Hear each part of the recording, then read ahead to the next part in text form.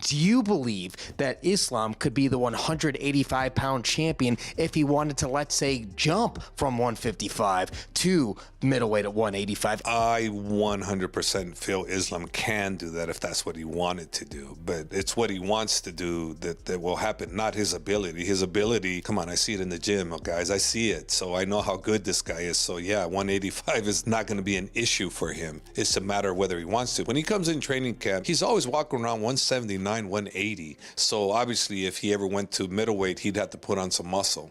But not saying he can't and not saying he won't or doesn't want it. I don't know. We never discussed it. We have discussed welterweight, but again, as long as Belal's there, that I just don't see that ever happening. Joe Rogan has sparked controversy by suggesting that Islam Makhachev should fight Belal Muhammad, even if it goes against Khabib Nurmagomedov's wishes, revealing that Dana White is also keen on making the fight happen. Dana White has reportedly confirmed that the UFC is seriously exploring the idea of a champion versus champion showdown between Islam Makhachev and Belal Muhammad. The concept, which has been brewing behind closed doors, gained further attention when Joe Rogan revealed on his podcast that discussions about the matchup had taken place. Even though nothing is official, it appears the UFC is leaning toward booking Makhachev against Muhammad if the latter successfully defends his welterweight title at UFC 315 against Jack Della Maddalena. Now, let me be clear about this. I've always liked Kamaru. I've always had a good relation with Kamaru. I'm not knocking the guy. But when he said that, I was like, hold on now. Didn't you say you would never fight Israel Adesanya? You guys didn't train together. Like, you weren't training partners. You said you flat out refused. You said, so I'm just pointing that out because I was like, that's kind of odd that you're like, screw all friendships and teams. Like, Islam should go up and fight Belal. And I'm like, but hold on, didn't you not want to fight Israel? It's funny, right? Because that's exactly what it was. They never trained together, but he said, I'll never fight Israel. He also said he'll never fight Khabib. And I'm like, bro, you never trained with him before. But that's the thing. When Kamaru was champion, he wasn't looking for tests. He was a coward champion. He was the champion that, oh, let me get the rematch with, you know, Kobe, who sucks. Or let me get the rematch with Masvidal. And it's like, his reign was rematches. He never wanted to fight the next best guy. He never wanted to fight the guy on the hot streak. He avoided those guys, avoided those tough tests. He was like I said, the coward champion. He wasn't looking for the toughest tests. He wasn't that guy. So when he says, oh man, these guys, they train together. Yeah, let's get rid of that notion. Be like, bro, shut up. You've never been in a room with Adesanya or worked out with it or sweated with Adesanya in your life. And the potential matchup is complicated by the close bond between the two champions. Makhachev and Muhammad have trained together extensively, and their shared history as teammates presents a personal conflict that Khabib Nurmagomedov, Makhachev's longtime mentor and close friend, doesn't want to see compromised. Khabib has expressed publicly that he disapproves of the two fighting, making it clear that the value of their relationship outweighs any championship opportunity. He emphasized that their friendship means more than a belt and that Islam is unlikely to challenge for the welterweight crown as long as Muhammad holds it. I thought that I'm promoting it, it's just that I know what it's like to be a double champ and I know Islam wants it. You know what I'm saying, brother? But I just don't know if you guys are that close. Like if it was you and Islam, no fight. I get it. Yeah. But it's kind of like we were talking about, the ATT guys, they just come in. Yeah. You know what I'm saying? Like it's different, Khabib. Honestly, yes. Do you do it for legacy or do you do it for not a brother but a friend? I understand your question. Brother, I go championship belt. If they ask me to fight with Belal, like when I was active fighter, no. But for example, like Belal and Islam, okay, you have to talk with them. You have to talk with them because. So you don't care. You don't care if they fight or not. I mean you're okay with them fighting if that happens. It's okay, brother. Like I get it, man. My heart, not okay. Yeah. My heart not okay. Like, it's gonna be hard so you're gonna Islam to beat Belal. Yeah. Despite Khabib's stance, Rogan suggested that the UFC might still move forward with the fight. On a recent episode of his MMA-focused podcast, Rogan hosted Ilia Topuria, and the two discussed the likelihood of Islam stepping into the welterweight division. Rogan said the UFC had mentioned that if Belal wins, they are considering setting up a bout between him and Makhachev. Though the fight would pit teammates against each other, Rogan felt it should still happen, and noted that it wouldn't be the first time training partners have squared off inside the octagon. What happens if Belal wins? You know, because Islam and Belal they've been talking about Islam fighting Belal. That's going to happen. I would like that to happen if Belal wins, but that's an if. Jack Della Maddalena is a bad motherfucker. He's good, man. Yeah. That guy's good. Even if he wins, they're gonna make that fight happen against Islam. You think so? Yeah. Well, if Jack Della Maddalena wins, then Jack is the new welterweight champion. And, you know, maybe he fights Islam. That makes a lot of sense. The problem with Islam fighting Belal is that they train together. And I think, you know, they had kind of said How that many they would guys never. we see fighting between each other that they used to train before? Oh, I agree. I mean, I think they should fight. Yeah, they should fight. I definitely think Of they should course. fight. I think Khabib doesn't like that idea.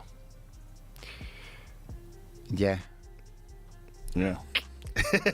That's how I feel. Ilia Topuria, who is now aiming for his own 2-division championship run, echoed Rogan's sentiments. He made it clear that he doesn't see past alliances or friendships as valid reasons to delay or avoid major title fights. From Topuria's point of view, MMA is a professional sport where the best should compete against the best, regardless of personal connections. While Topuria acknowledged the existing friendship between Makhachev and Muhammad, he believed that when legacy and titles are involved, fighters must be willing to face even those they've trained with. I think Khabib doesn't like that idea. Yeah. Yeah. That's how I feel. But it's not just that. I mean, Jaina's always putting out a million fires. I mean, think about it. They have 500 fighters in the roster at least. And, you know, there's all these things that are happening. And like the Arman Sarukian thing. Like his back hurts the day of the fight. Wow. He's got to pull out. Like, this is fucking crazy. This is, you know what I mean? Like, imagine that. You have this whole promotion based around this elite fighter who fought Islam in his first fight, short notice. They go to a very close decision, a very close fight. Arman's gotten a lot better. Islam's gotten a lot better. Then they're going to fight again, and then the day of, he hurts his back. As the UFC ponders its next move, Islam Makhachev remains a key player in 2 divisions. The current lightweight champion has shown interest in moving up to welterweight, seeking to become a double champ. But with Khabib acting as both mentor and protector of his values, Makhachev finds himself caught between his ambitions and his allegiances. Fans have started speculating that Khabib may be a limiting factor in Makhachev's quest for a second title, particularly if that path involves clashing with Muhammad. Curious, given your dominance and now that you've been declared the greatest lightweight of all time, do you start thinking about a move to welterweight at all? Just one thing. I don't know when it's gonna happen, but I told you, I'm not leave this sport without second belt. I need the second belt to be, and after I will talk, I'm like greatest or something, but right now, my goal to be double champ. In parallel with these developments, Ilia Topuria has stepped into the spotlight with a clear mission of his own. Having recently vacated the featherweight title, he's focused entirely on capturing the UFC lightweight belt. During his conversation with Joe Rogan, Topuria explained his reasons for leaving the featherweight division behind. He felt he had nothing left to prove at 145 pounds, and that making the extreme weight cuts had become physically and mentally exhausting. Walking around at 80 kilograms outside of camp, the process of cutting down to featherweight was no longer sustainable. You know, something similar happened to me also. I started fighting in the bantamweight division. Really? Yeah. Before the UFC, like in Cage Warriors, when I was fighting in the Cage Warriors, I actually missed the weight also when I was fighting for the belt. I was fighting at that time in the bantamweight division. Then I kept fighting in the featherweight, and now I'm in the lightweight. I hope I don't end up fighting in the welterweight. When actually I started with the MMA, I was like recording myself all the sparrings, and after that I was rewatching my sparring. I was like, will I pay my money to watch this? What do I have to change in my game to be more entertained? And this is how I was like looking myself all the time. I was very critical with myself, and this is how I develop. And all the time I go inside the octagon, I don't go there just to win. You know what I mean? I want everyone to be like, wow, what he just did, how he did it. He was the greatest of all time, and he made him look easy. Yeah.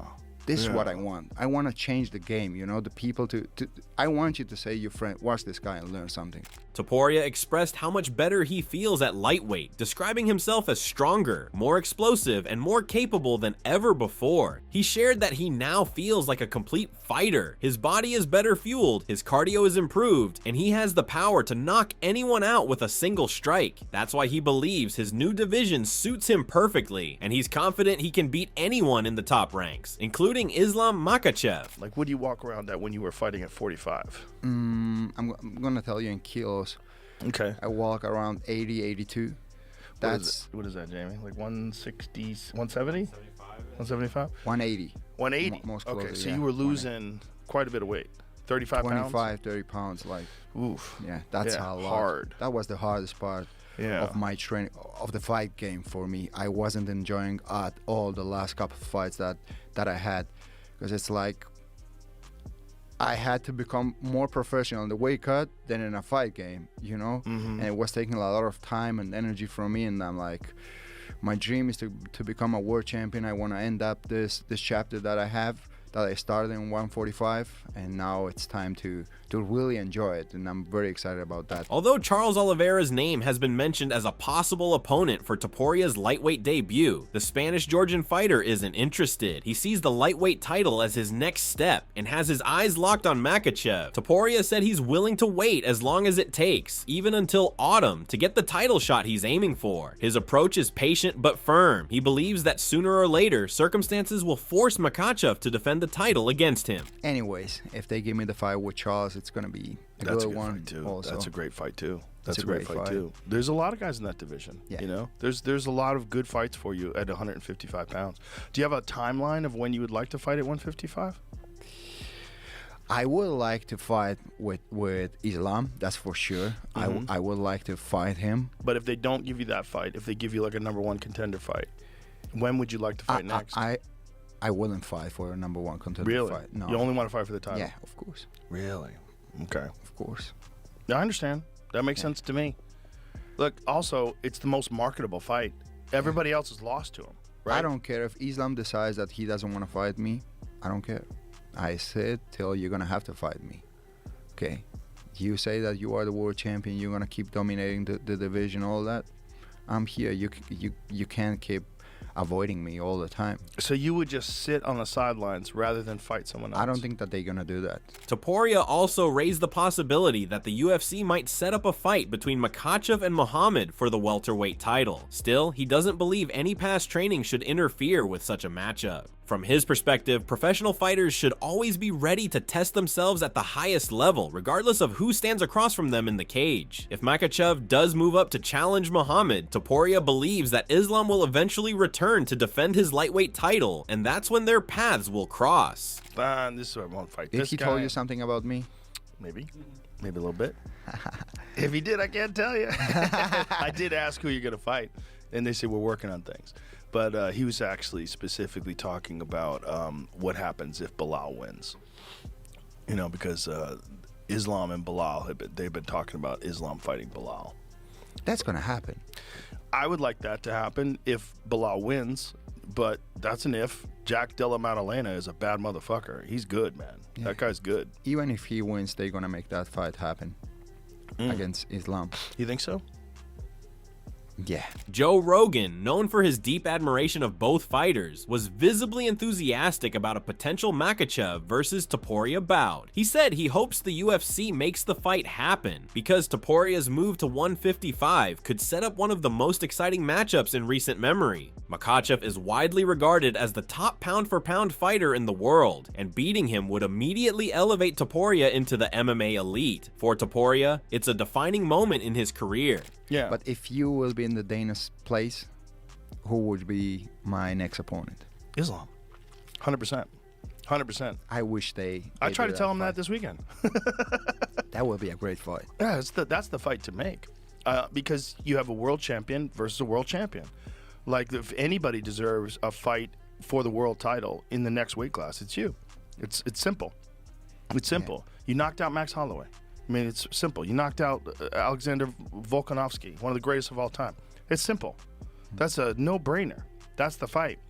You know, he doesn't want to fight 45 anymore. He wants to fight 55. World title shot. And nobody would argue with that. That would be a huge fight. Everybody would get excited about it.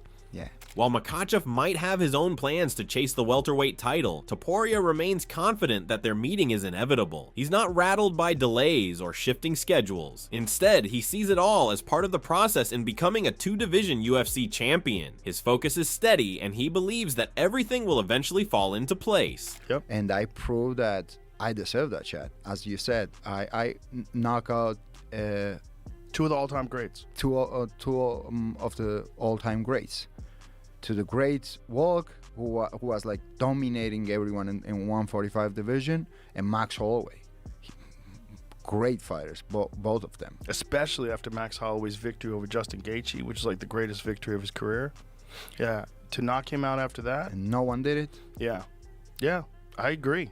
I mean, I'd say world title fight, but I don't get to make the rules. And the last fight he had was in 155, right, against Justin Gaethje, who also fought for the title. The conversation on Rogan's show also drifted into other potential matchups for Topuria, including a possible fight with Conor McGregor. Though not Topuria's priority, he admitted that the idea has been discussed behind the scenes. He wouldn't turn it down if the opportunity came up, knowing the fanfare such a bout would generate. Their social media spats have already stirred interest, and a Topuria-McGregor clash could be a massive pay-per-view event. Still, Topuria is grounded in his ambitions. He sees the McGregor fight as more spectacle than substance, while a fight with Makhachev represents true legacy. I think Conor's promotion. I think it's Conor's promotion, that BKFD.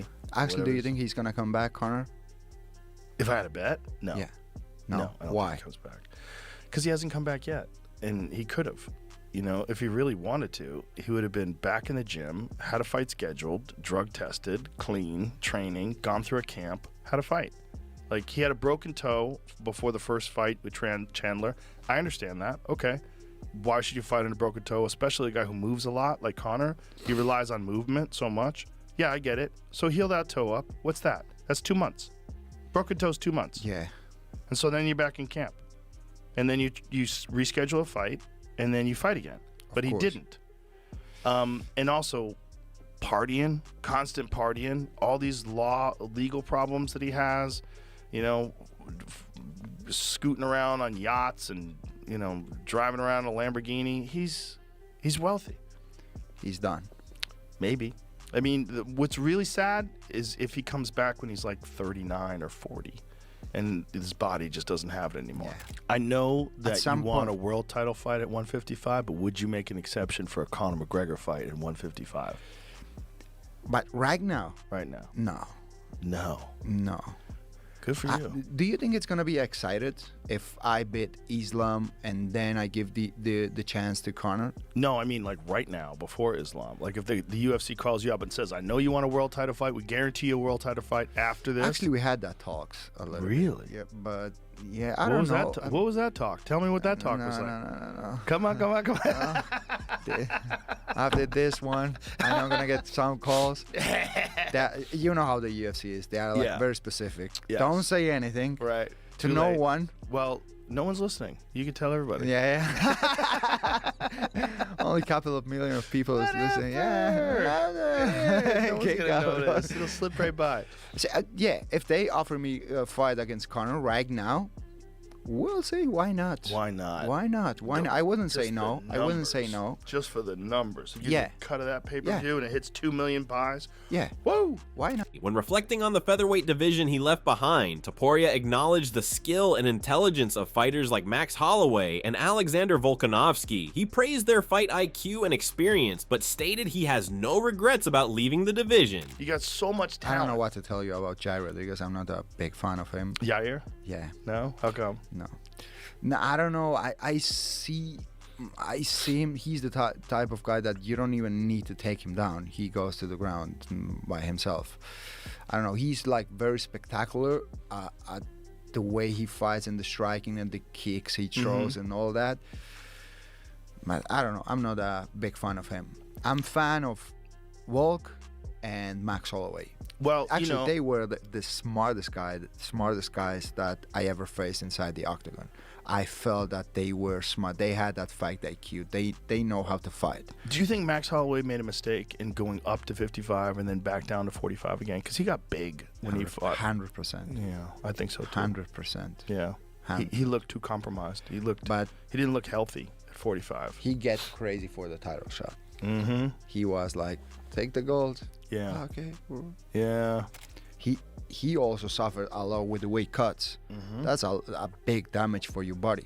That's also one of the reasons why I changed the weight class, because I realized that my health is the most important thing in my life. You can have everything in this life, but if you are not healthy, you don't have anything. Yeah, when you're cutting that much water out of your body, you're essentially getting to death's door. You're getting to death's door 24 hours before you fight. But you at a world championship level, which is crazy. You sometimes feel that you're really gonna die. I wasn't able to sleep in 48 hours at all because I was so dehydrated. Now, as Topuria evolves into a new version of himself at lightweight, he claims his power has increased significantly. He told Rogan that now he just needs to touch an opponent's head and the fight is over. He described his improved cardio as being enough for 5 days, not just 5 rounds. With more energy, strength, and tactical awareness, he plans to use these advantages against even the most elite competitors in the division. You are gonna see me at 155 that I'm gonna touch someone and I'm gonna take his lights out. Even if I don't need to touch his chin, I just touch his head and it will explode. I feel so powerful at that weight class, so powerful, so stable in the ground. Like, do you want to wrestle? Let's wrestle, no problem. And I have the gas tank for 5 days, not 5 rounds. Opinions across the MMA world about a potential Topuria versus Makhachev clash are divided. Alexander Volkanovski, who has fought both men, thinks Topuria could present problems with his striking, but sees Makhachev's grappling as a key factor. Volkanovski pointed out that Makhachev's ability to control opponents could determine the outcome, though he also acknowledged Topuria's knockout power as a threat. How would you say that fight going between Islam and Ilia? Yeah, I mean, Islam's really good. But again, Ilia's the type of guy that he could knock out anyone. So he's got power in his hands, you know what I mean? Everyone knows that. You go in there fight him, you know that that's his chance of winning. Curtis Blaydes believes Islam's wrestling will ultimately be the difference. While he agrees Topuria will be tough to take down, Blaydes expects Islam to persist and eventually control the fight on the ground, grinding out a decision win. On the opposite end, Eddie Cha is backing Topuria. He remembers how Ilia leaned heavily on grappling earlier in his career and has now become a complete fighter with dangerous striking. Although the size difference worries him, Cha believes Topuria's skill set gives him a real shot. Islam takes him down.